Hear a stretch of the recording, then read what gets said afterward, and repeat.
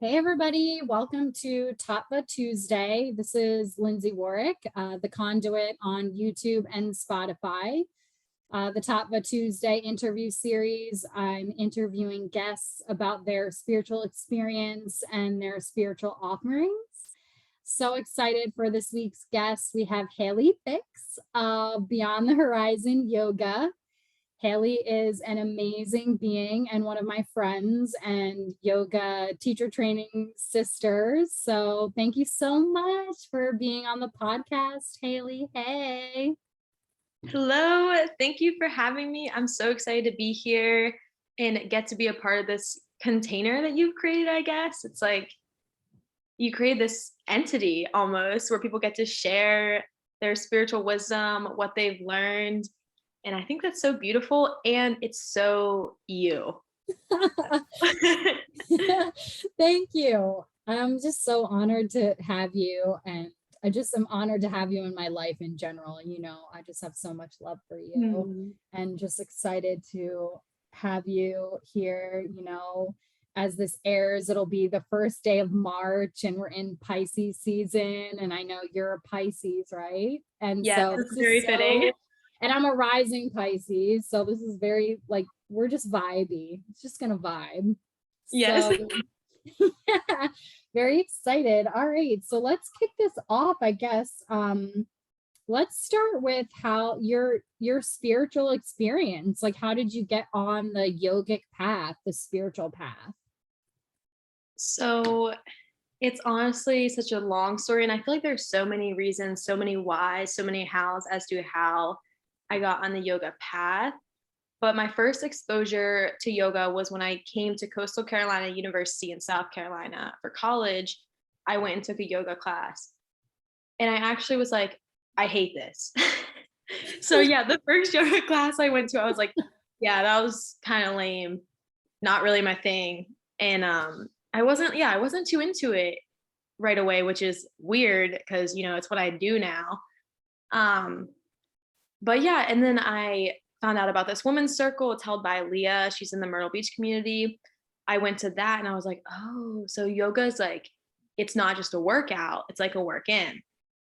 And that's kind of what got me hooked. I went through some things during that time that were very hard and I needed some healing and some community. So I was able to find that here in Myrtle Beach. And then with that, I got more into yoga and the physical practice.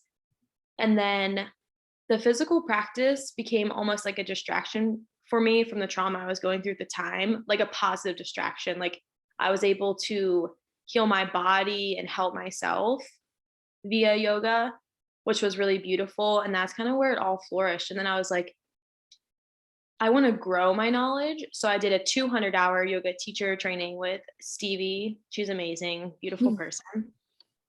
So I did that. And I actually did not want to be a yoga teacher when I did my yoga teacher training. I was like, I just want to learn about yoga. And even when we were doing the teaching exercises, I was like telling Stevie, I was like, like, I don't know if I have to do this because I don't feel like teaching. And she was like, she was like, no, you still got to do it. Like, it's a yoga teacher training. She's like, I think that you might someday be a good teacher. Like, you know, you should stick with it. So I did stick with it, got really committed to it. And I found that I actually had a passion for teaching, a passion for sharing this gift that did so much for me. And I was like, the way I feel with yoga, I want to give that to others. Like, I want people to feel so wanted and like welcome on this earth. So yeah, that's a little bit about it. I love that. I think that's really beautiful. And some similarities, you know, I hated yoga when I first went, and I was in college as well at Towson University, and I just needed to kind of finish my degree requirements. And Towson has a really great dance program, and yoga for some reason was within the dance department. And so I'm like, you know, I was always into fitness, always into working out. And so I'm like, I'll give this a shot. And I absolutely hated it. Like, hated it. I hated downward dog. I thought it was so hard. And I was like, ugh. And all I could think about was What am I going to eat later? What am I doing with my boyfriend? Like, what report do I have to write? What party am I going to? Like, I couldn't be there.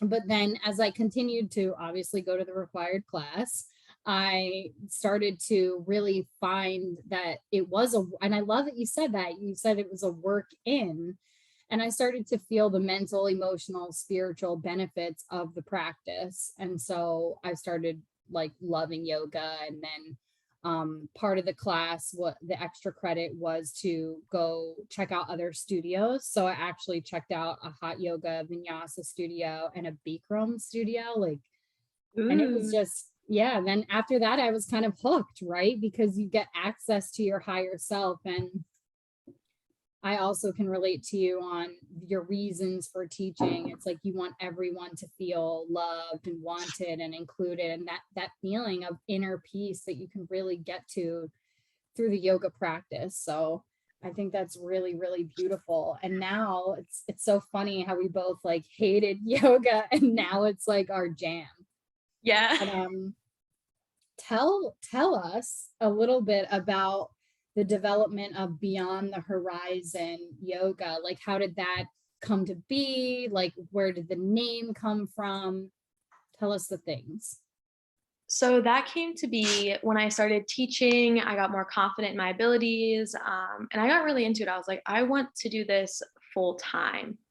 Like, I want to be a yoga teacher. I want to share this beautiful art, this beautiful practice.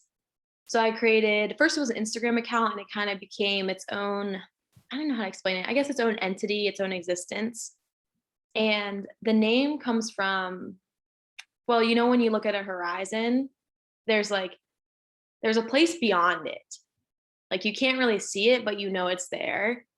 And I feel like that comes into like our truth, our higher self. Like, you might not see it or feel it, but it's intuitive. Like, we know it's there. And that's where it comes from. I love that. I think it's great. And you have an amazing practice. Your posts are always so fun and also deep as well. So like very deep, but also very fun and flowy, fluid. But your inversion practice is just chef's kiss. Like it is it is so impressive. And it's, you know what it is too, it's inspiring because there's just such a level of humility to you and authenticity to you. And I know that we also plan to talk a little bit about the whole idea of authenticity. So let's talk about it. So I've been really like thinking about this idea of authenticity. And it really comes from this idea of wanting to live a good life. Like, what does it mean to live a good life? And right now I'm working with a lot of foster youth, a lot of foster children.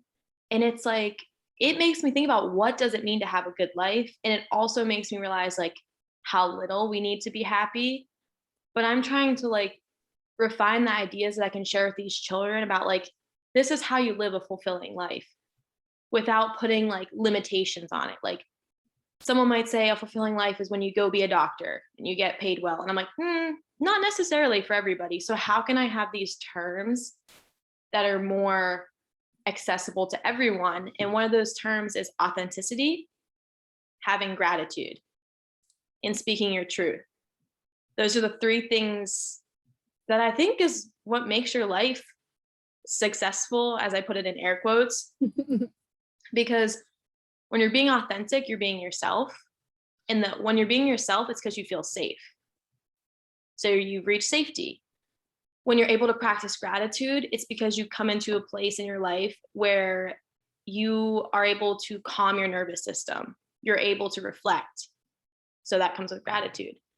And then speaking your truth, it's related to authenticity as well, because your truth is also your passion. It's who you are. And the world needs to see that. It's very important. Everyone has a magic.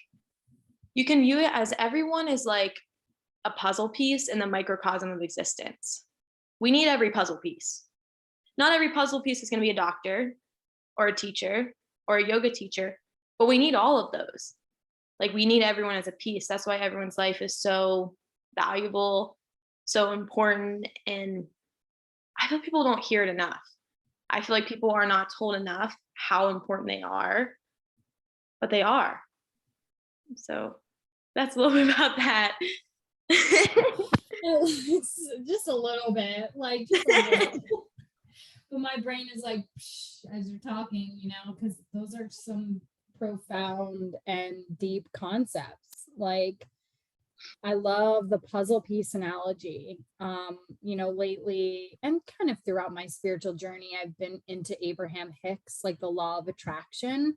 And Abraham talks about contrast and how we're all different. I actually just was on the phone with my dad and we were talking about like the issues of what's going on in the world, and that idea of everybody being different, and that the contrast, good and bad, is what kind of creates the microcosm of life, which I love that verbiage. Like, did that just was that a hail that just came? That was just it just came.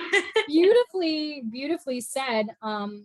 Absolutely. And like we're all, our own little puzzle pieces, and trying to make our way in the microcosm of life. I love that you said that. But yeah, the idea of everybody being different and there being contrast is what literally makes the world go around. Because like if we were all the same, it would be quite boring and easy, and right, wouldn't be what life is, so it's very interesting. So authenticity, gratitude, and speaking your truth. Love that. So how would you actually define authenticity then? Like what defines being authentic? Like how, yeah, let's talk about that. I feel like we could let's take a journey to the rabbit hole together. So I think authenticity is when you feel safe being yourself and you are your true self. A lot of people, I think, don't know if they're being authentic or not.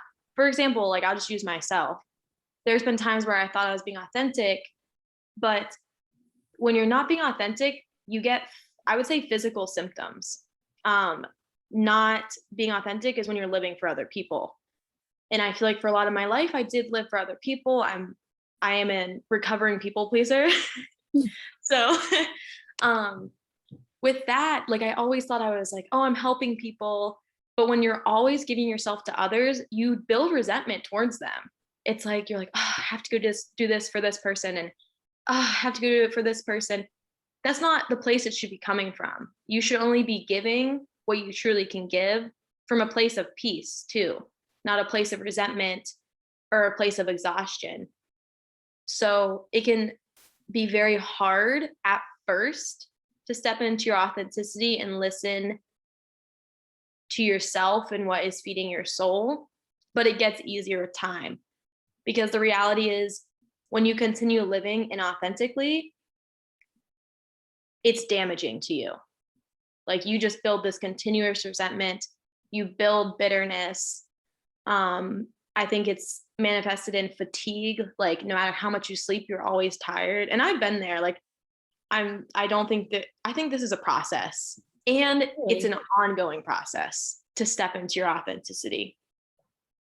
But I think it can be feeling fatigued all the time, feeling shaky, feeling super anxious. It can be a lot of physical symptoms. Also, those symptoms are other things as well. But I think that when we're not living as ourselves, it catches up with us. Yeah, I agree. I feel like there's been definitely times in my life where I'm, in a relationship that's not fully resonant, or I'm in a job that's not fully resonant. I also feel that like, yeah, I agree. The physical symptoms, like the anxiety that comes with being in a place that you aren't supposed to be in, you know what I mean?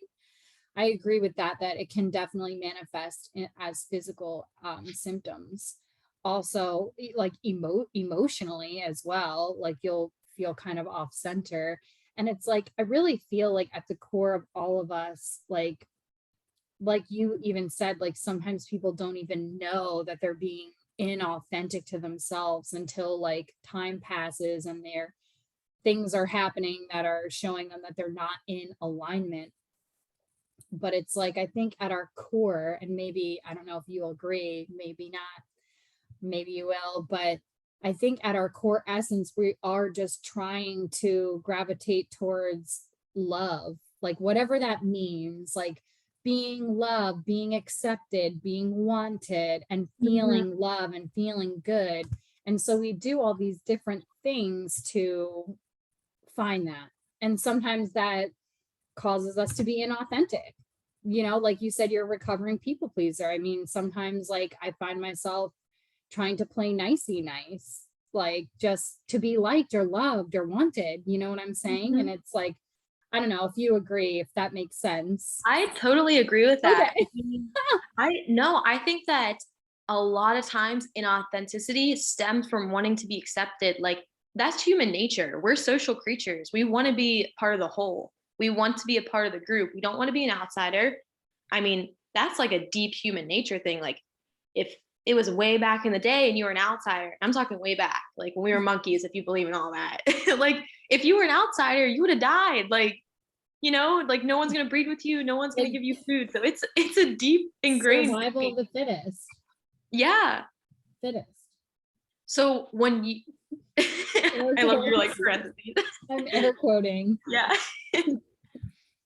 But yeah, I think that, so when you're being, if you think about it, when you start to be authentic, it's really fucking scary because you're going against your, like the innate human, like want, like you have to be like, I'm going to be authentic, even if it scares the shit out of me, even if people disagree with me, even if I lose people, because I know at the end, like at the end of the day, when you go to sleep, there's one person you always lay down to bed with, and that is yourself. And you don't want to have any regrets at night when you go to bed. You don't want to be laying in bed like, oh, I wish I did this, or I can't do this because I'm doing this for this person. Like you need to live a life for yourself. Everyone has their own life. They can live for themselves. They don't need you to live for them. You can live for yourself. I'm giving you that permission to anyone that needs to hear this. Like you can live for yourself. Absolutely. Yeah. Yes. I'm feeling this conversation for sure. And I think sometimes people will do things because there's a deep level of dissatisfaction with themselves. It literally doesn't have anything to do with anybody else except themselves. So yeah, it's like seeking outside approval or people pleasing, reaching for external things because the inside is not in alignment. You know what I'm saying? Right. That reminds me of a quote. I cannot remember who it's by, but it's not by me.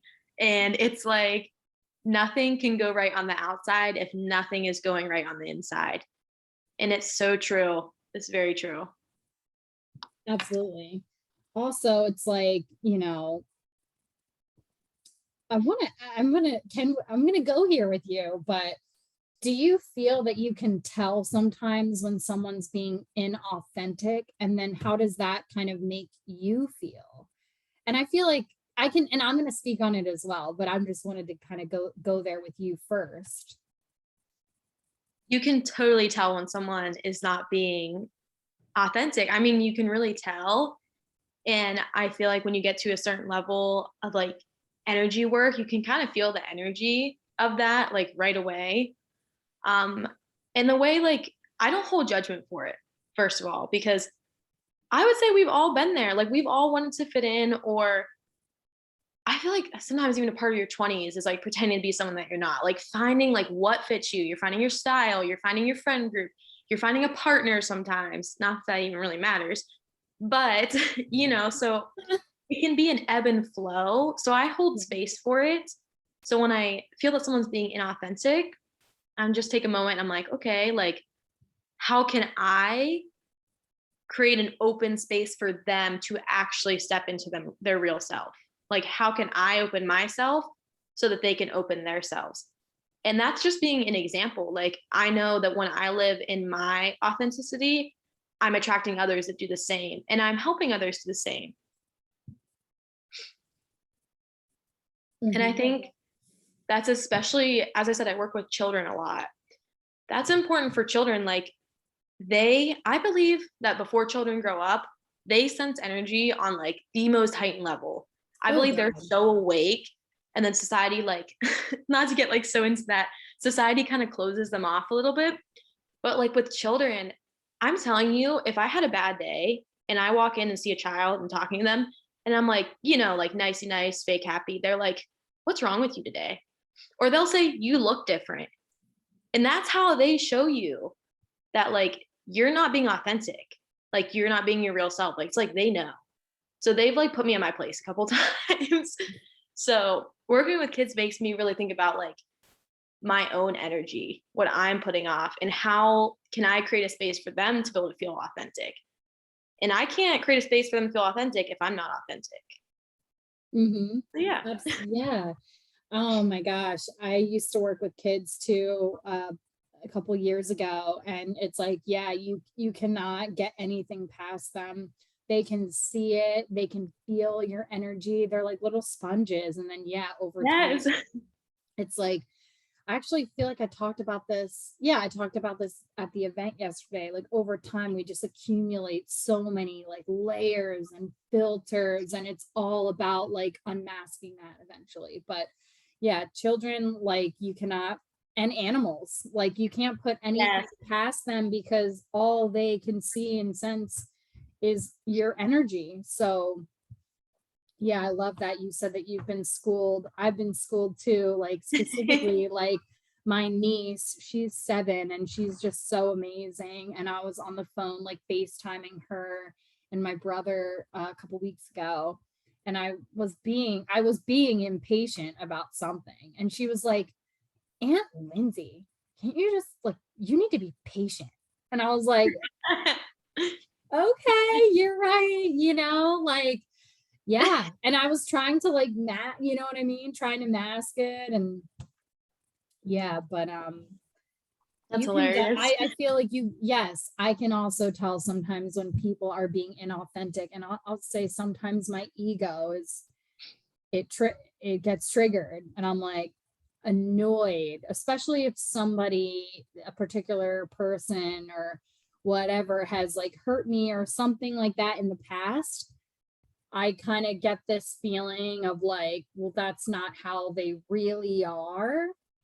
But then I check my own ego and I'm like, we've all been there. Like, we've all made mistakes. Like, I Mhm. am not perfect. I'm on this learning journey as well. And also, yes, like, bravo for stepping into your authenticity more or stepping towards your joy and your happiness and that feel good, because really that's what life is about, is finding like your joy and feeling good, gravitating towards that. So yeah, I'll keep it authentic. It triggers me sometimes, like, and also it's like, yeah, it's like, yeah, I'm gonna go here. Sometimes seeing certain things does trigger me, and there is a little aspect of jealousy that might come up too, because it's like I've been doing stuff like that for a long time, and then like different, recognition here and there, like, and then again, I have to check my ego and also like reflect about, okay, what's really going on here, and then it kind of goes away. But Well, I, you said about feeling jealous, and I remember like just growing up, I felt jealous a lot. Like I just had to watch a lot of kids have things that I didn't have. And there's also things I had that other kids didn't have too. So it goes back Mhm. and forth. But it took me a long time to learn that jealousy is not a bad emotion. It's not a bad response. It's really not. It's like any of your other emotions, you can feel it and move through it and use that to reflect. Like sometimes when we're jealous, it can be like we see something in somebody that we want, or we already see that in ourselves, but we're not getting recognized for it. And it's like, how can we change that then? Like, how can we change our perspective on it? How can we grow from it? And yeah, I think it's totally okay to be jealous. And I think sometimes it's a good thing. It keeps us growing, it keeps us moving. And when I notice I'm feeling jealous a lot, because like we're human, like you feel lots of emotions. I feel like as women, like we're feeling waves of emotions like all the time. Mhm. Um, and it's just like, it's like, okay. And I know since I built a gratitude practice, like having gratitude for what I have in this moment, being really intentional with that, I haven't felt jealousy very much at all recently. Like I just, yeah, I'm just thinking about the life I have. And I'm like, I guess working with foster children humbles me a lot because how can I complain? Like I'm a GAL worker, so I hear about cases and things that children endure a lot. And it's like, how can I possibly complain? I come home, I have dogs, I have a home. The children I work with, they don't even have a home. Like that is so humbling to me. Like it keeps me so grounded. Like I'm so happy to have a job. I'm so happy to have people that support me and to hang out with. Just yeah, that job is so extremely humbling because I'm just like, I have it all. Like everything, these kids will write down like for Christmas, they wrote down like things they wanted. It's like a house, a bed to sleep on. Like, I don't want to get emotional. It's okay, you Like, can. I'm such a crier, guys. It's a safe space. Just But like it's a public safe space. I love that. I love But you. it's so hard to read a birthday list or a Christmas list from a child who wishes that they had a bed. And then like, how am I supposed to like, it makes me come home and be like, holy shit, I have everything. I have it all. Like my basic needs are met. I do things that I love. I have free time. Like, and also because I grew up in foster care, like I do know in many ways what they're going through. There was times in my life where I wish I had a bed to sleep on. So that puts me in a place of like, yeah, of like deep, deep, deep gratitude. That's so beautiful. And I think it's like a perfect segue. I just want to touch back on the jealousy piece. I've learned too, as I get older, that jealousy is it's okay. I see it, and exactly what you said. It's because someone is doing something that I know that I want to do or I can do. I just haven't put the work and the effort in to do it. And so I take it and now I'm like, use it as inspiration to do the things I want to do and that I know I'm capable of. And then it's like a thank you. Like, thank you I for love showing that. me. Thank you for showing me that. And also, there's so much contrast and so much going on in the microcosm of life that like there's so many people that need things, whether they're going to be from you or from me or from this person or that person. And so it just it dissolves. It used to like be really triggering for me, and now it's like, well, you're only feeling this because you want to do da da da. And then yes, I love that, we're going to just kind of segue because you talked about authenticity and then gratitude second. So we'll talk about that now. That cultivating that gratitude, it almost makes it impossible to feel like deep negative emotions, at least not for not for long periods of time. Not saying that, life is rainbows, unicorns, and sunshine all the time, because we Oh all yeah, it's totally not. no. But, I did a deep gratitude practice after my last breakup because it was very intense and very hard. And so I needed something to keep me motivated. And so I did the magic gratitude practice. It's like 30 days. The Secret author wrote it, and it's different things. And it just allowed me to kind of move through that more gracefully. But yeah, I loved what you said about just perception and perspective. It's like, see, like it's, being around children that don't, that's very, like feeling it too, that their only like Christmas wish is like to have a bed. It's like, there's no, yeah, it's like, how could I want for anything? Right. So checking yourself and putting yourself into perspective when you're feeling shitty, and gratitude, it's like this magic alchemist. It just like shifts everything, you know? Yeah, a lot of people ask me, because I talk about gratitude a lot on my Instagram, but a lot of people ask me that, like, how did you get to that point? Like, how Yes, do you build a tell us. gratitude practice? The first thing I tell people is go help somebody else. Oh, 100%. Yes. Go volunteer.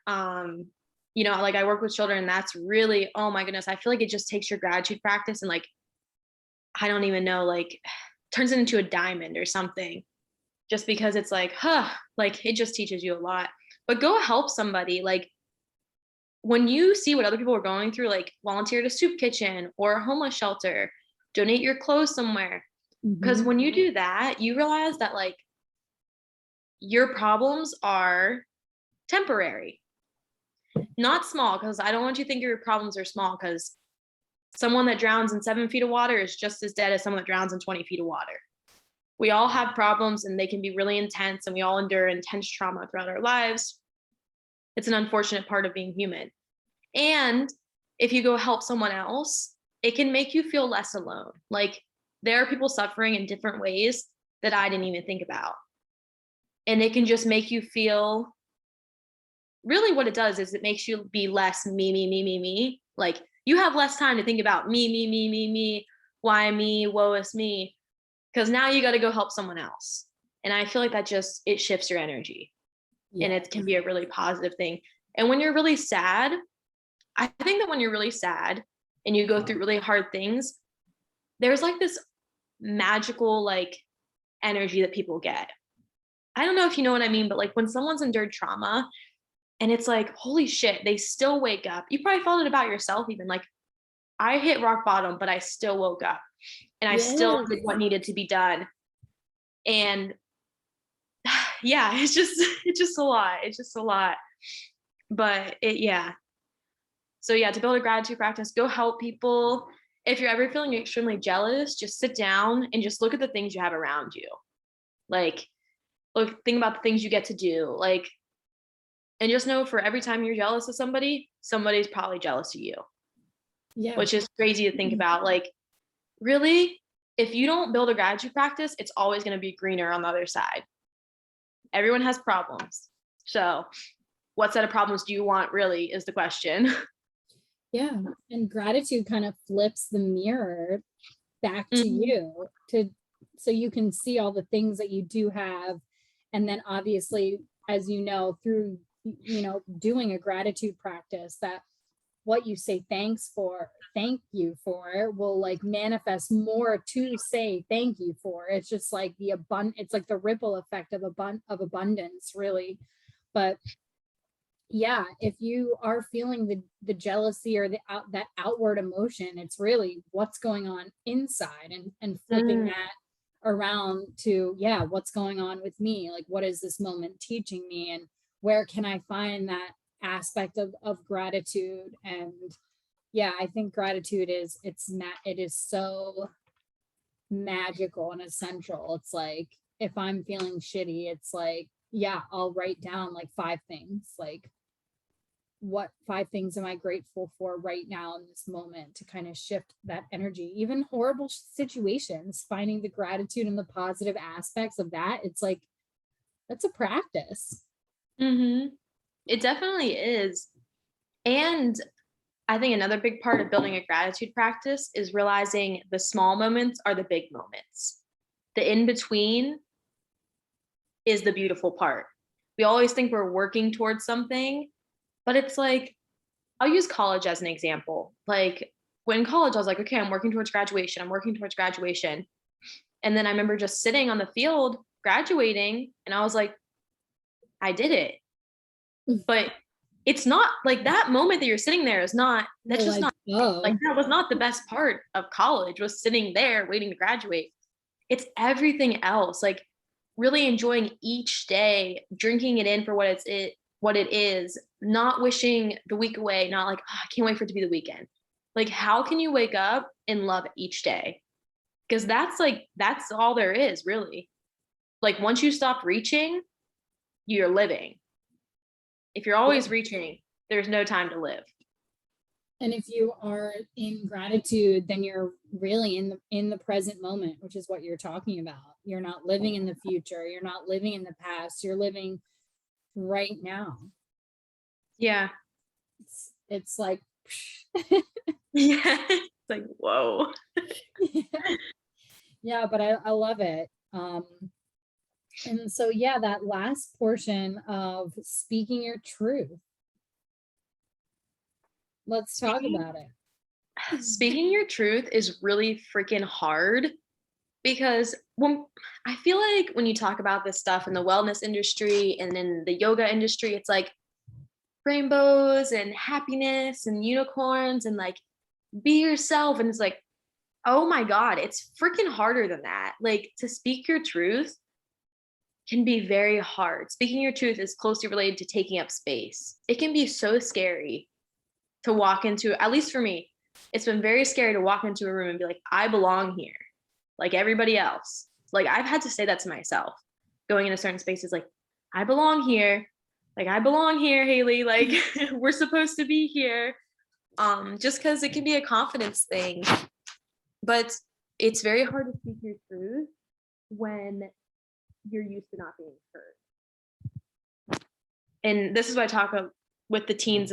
So I work with foster youth that are also teens, and that's what I talk about with them a lot, is being able to, because that is the most important thing you can teach a child or a teenager, is to advocate for yourself. First of all, they must know that they are entitled to a good life. They are entitled to it, like completely entitled to it. And they need to know that so they can advocate for it and speak their truth and take up space and honor their own existence. And that can be hard when, because what I get a lot from them is, I have spoken up and nobody listened, or I told my mom and she didn't care, or I told my friend and they didn't take it seriously, or I talked to the police 14 times and now I have to talk about it again. Like, there is trauma involved in speaking your truth sometimes, depending what you went through. And with them, you just have to be like, yes, you just have to keep going. You have to keep being you. Like, if there is anything I need from you, you need to be you. Like, if there's anything you want to do for me, just be you. Like, just speak up, take up space. You deserve everything that everyone else has too. And that's sometimes a lot of kids need to hear that. Like, you are deserving just like everybody else. Why do you think you deserve less? Because you don't. Yeah, I love that. That's really powerful, and it's very beautiful that you are able to use some of your own personal experience, right? Your life experience, and then apply what you've learned from that and help other people. I think that's really beautiful and important. That's like what we're doing, right? As yoga teachers, healers, that's what we're doing. We're taking our own suffering, transmuting it, healing it within ourselves, and then helping others and teaching them, like, yes, like it is okay to speak your truth. And yeah, it can be really fucking scary, because it's like, what if people don't like what I have to say? What if people don't like me anymore?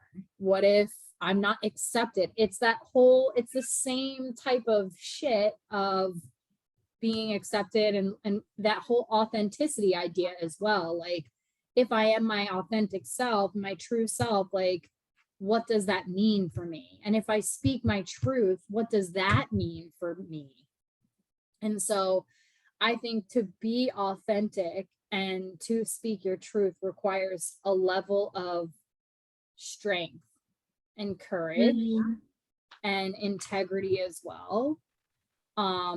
And yeah, I think it's admirable and honorable. And I think it's really beautiful that you're starting to encourage children and teens to be that way, because not all of us grow up that way.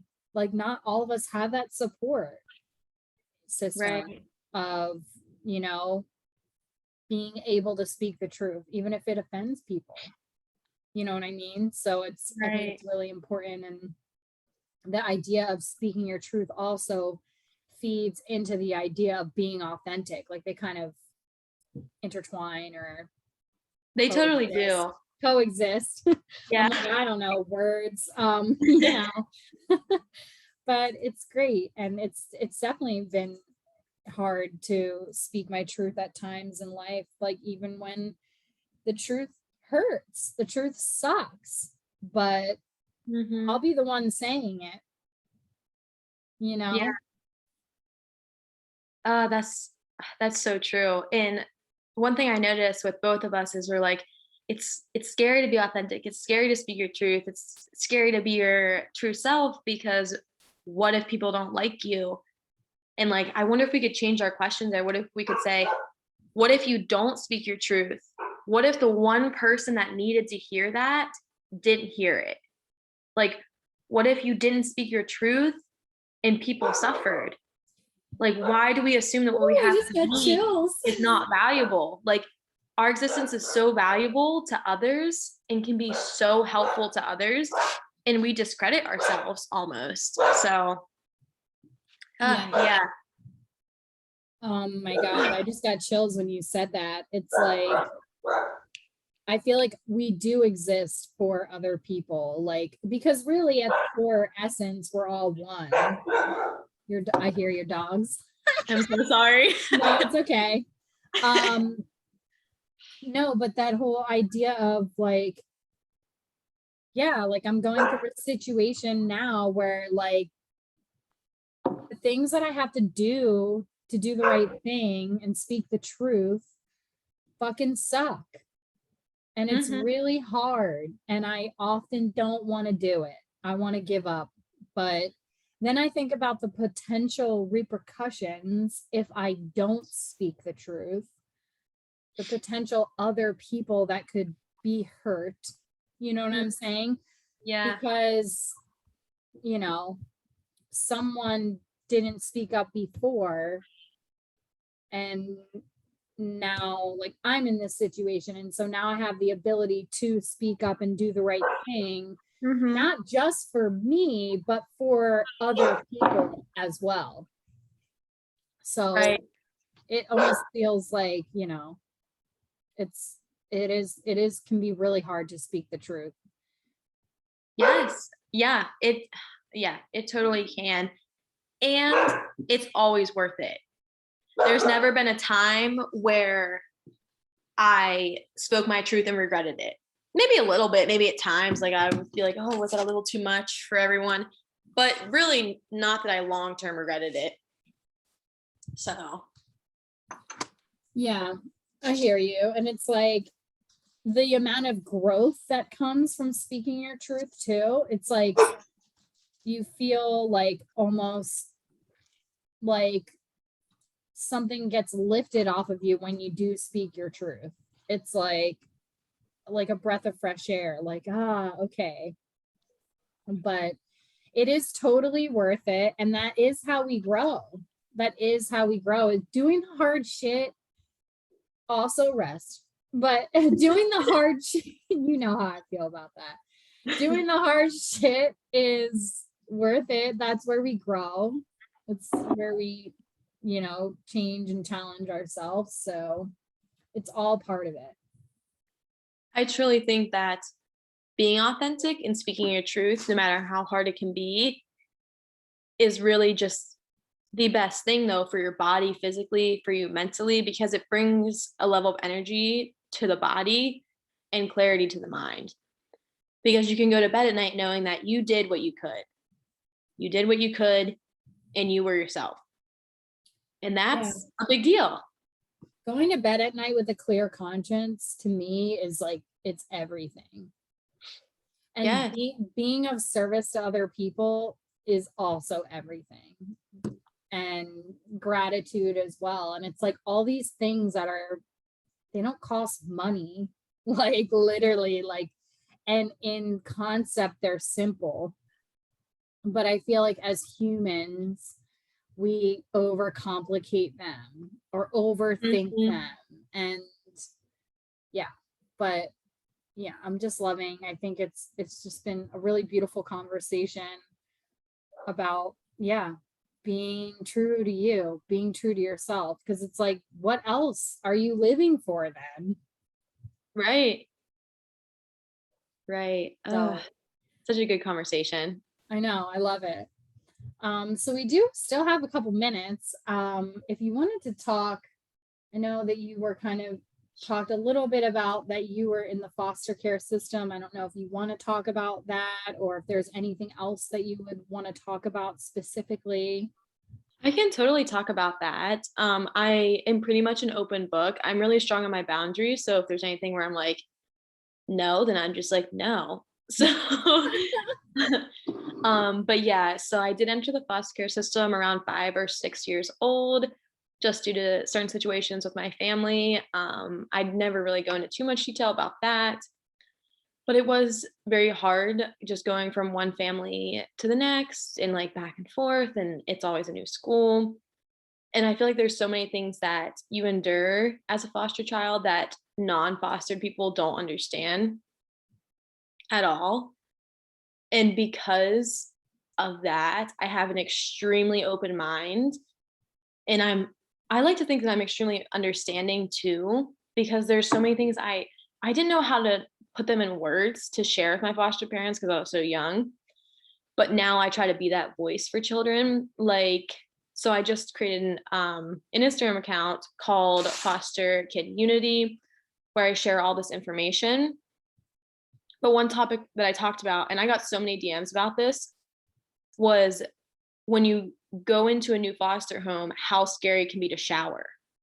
You're probably like, that's so silly. No. But so when I was in this one home, I would like pretend to shower. Like the foster mom would shut the door. I would turn the water for 3 minutes, turn it off, walk out, towels dry. Obviously, I didn't shower. Obviously, I started to smell bad because I was like, I don't want to shower here. And what was going through my head was that I didn't like showering at night because it was dark. Like it was dark outside. The light was on in the bathroom, but like the nighttime was just so terrifying for me. Second point was that I'm like, I'm in a house full of strangers and I have to get naked. I've always had bad anxiety, but I'd be like, what if I'm naked and there's a fire and somebody has to come get me and I'm naked? And it's like, okay, first of all, Haileigh, they're foster parents. I'm sure they've seen a 6-year-old naked before. It's fine.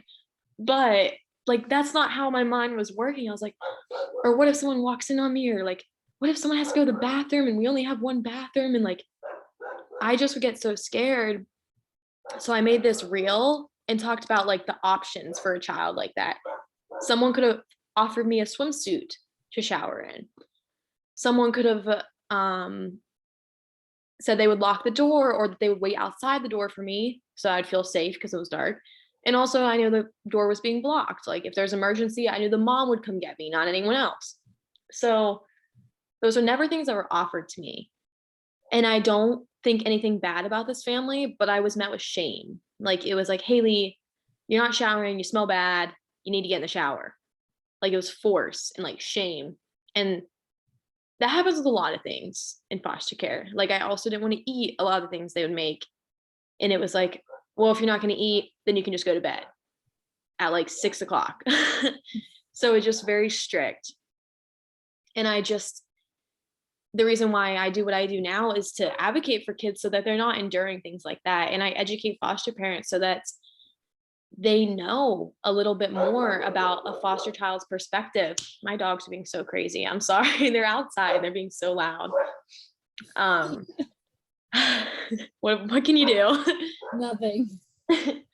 But yeah, my goal is to also educate foster parents so that they're a lot more open-minded. Like when you get a child in your home, it's not like a child that's biological. This child didn't come off a conveyor belt. They have a different lived experience. So yeah, so I guess the way I grew up has inspired a lot of the work I do now. If you would have asked me like a year ago, even if I regret the way I grew up, I would have said yes. I feel like I missed out on a lot.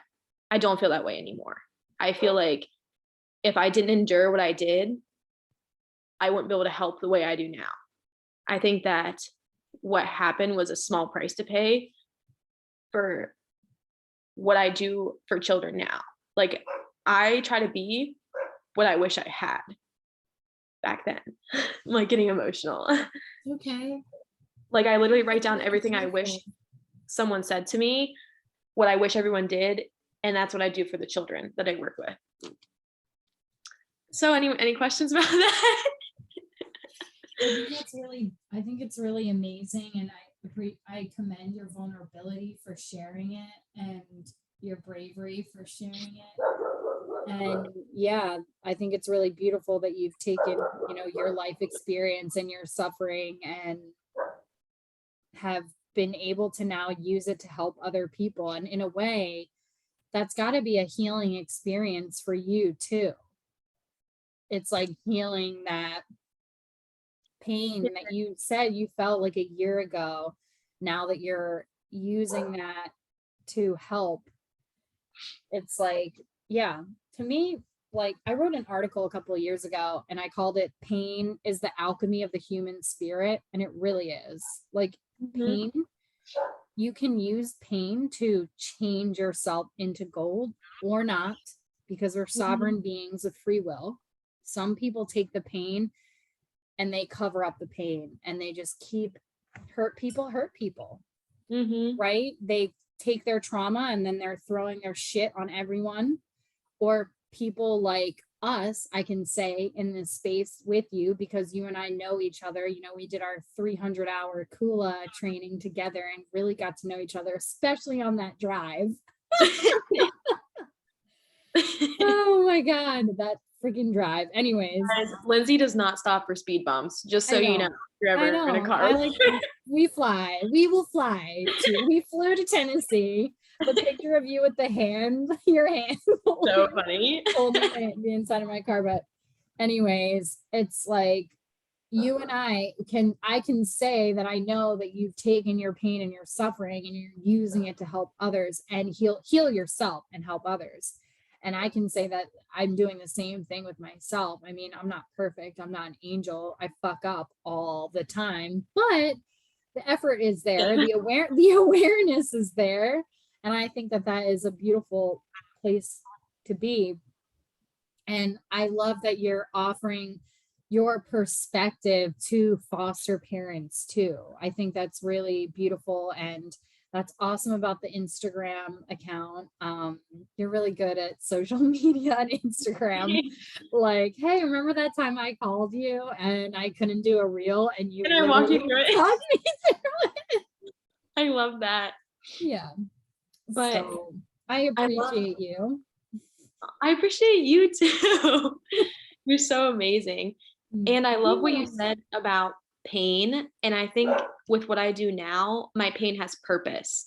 And I think when you give your pain purpose, it's literally just less painful. Wow. Like, yeah. When you can turn your pain into purpose, it's like literally disintegrates it. Like what I'm doing is very healing.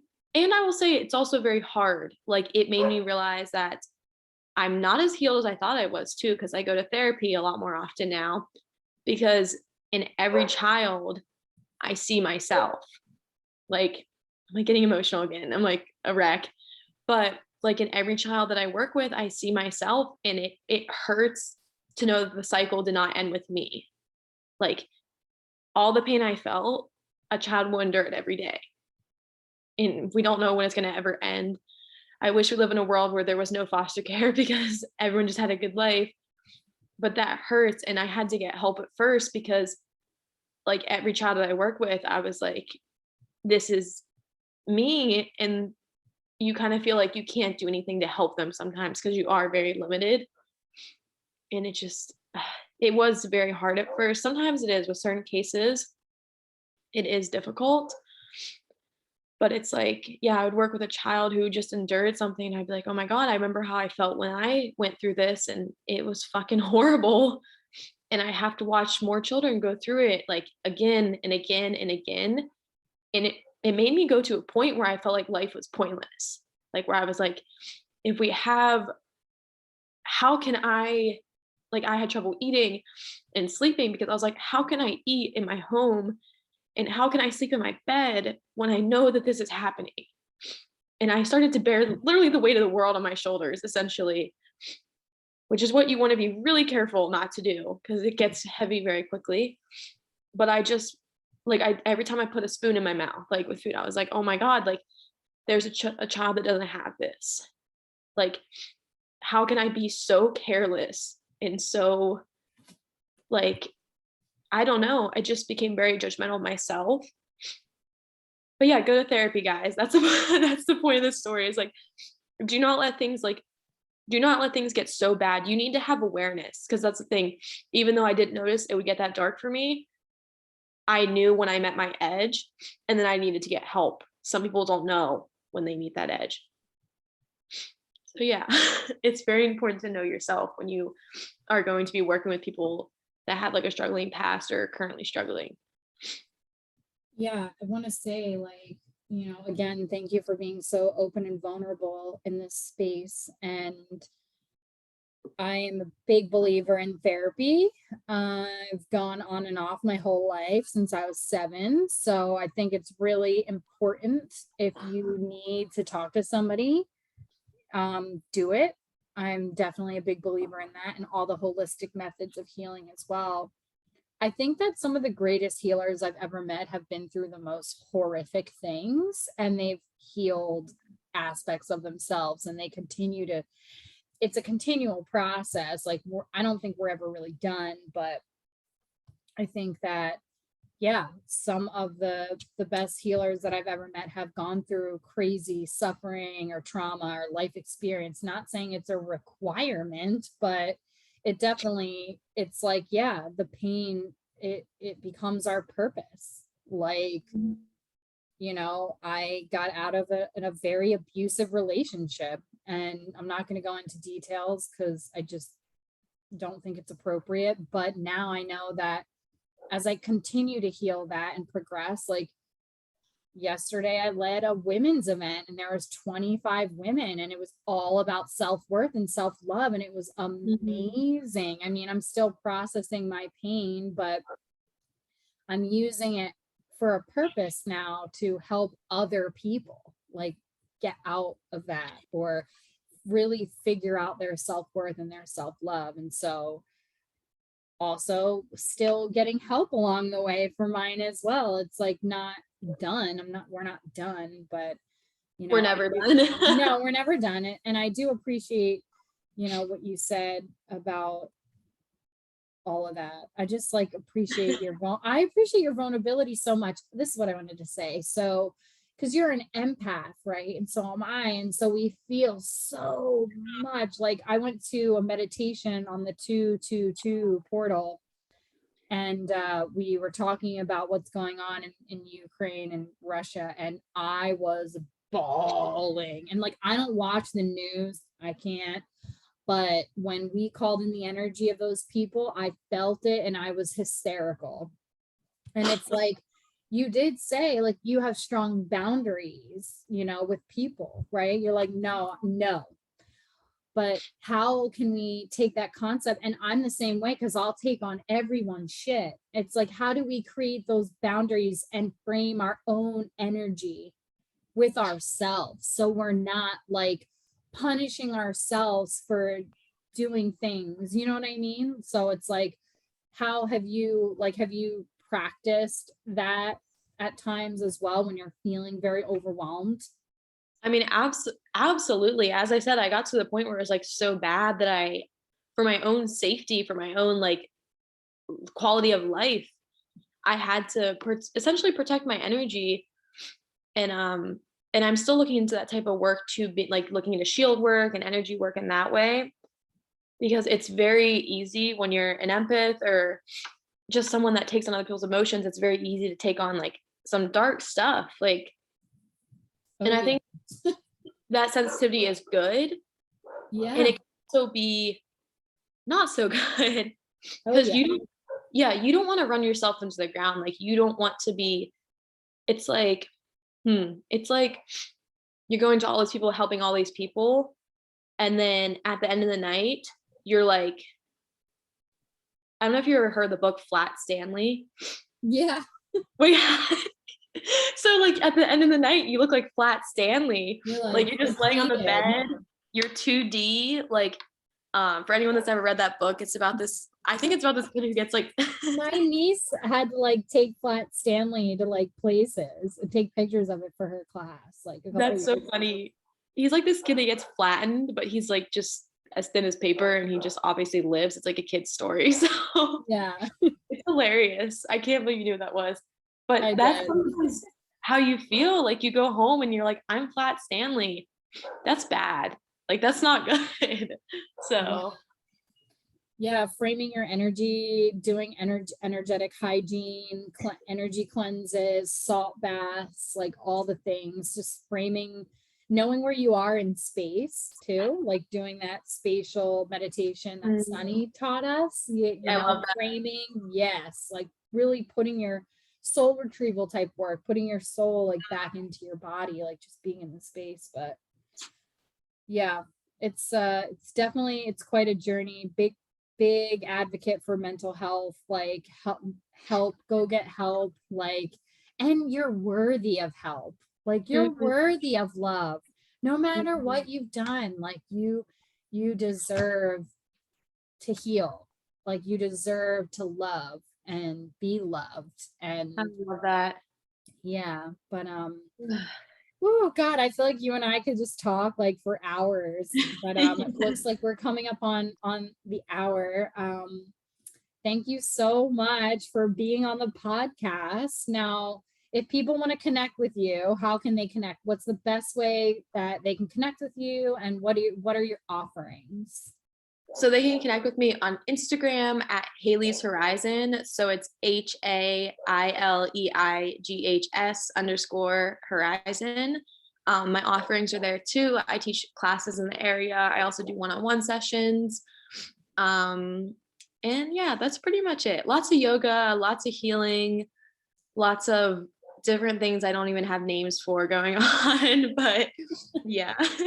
All the best things. Well, thank you so much for being on Tattva Tuesday. I love you so much, and I hope everybody got something out of this, and wishing everybody a great rest of your week, and check back next week for the next Tattva Tuesday. Thank you so much for doing this. It's so Lindsay, like just like it's so Lindsay to help people share their gifts. Like it's Cute. just so beautiful. Like you are always helping people share parts of themselves and share what they have to offer. And I think that that's great. And you have to cry because I cried. But This is so Pisces of us. We're like, and the reason why I can be so, like you said, oh, it's so amazing that you're so vulnerable. I'm able to be vulnerable because you make people feel safe. You make people feel safe and comfortable to talk about these hard things with you. Like these are powerful journeys that people are trusting you with because you are trustworthy of them. That's all. thank you. I really needed that. Yeah, thank you. And I'm crying. But I love you, and thank you so much. Love you too. Bye.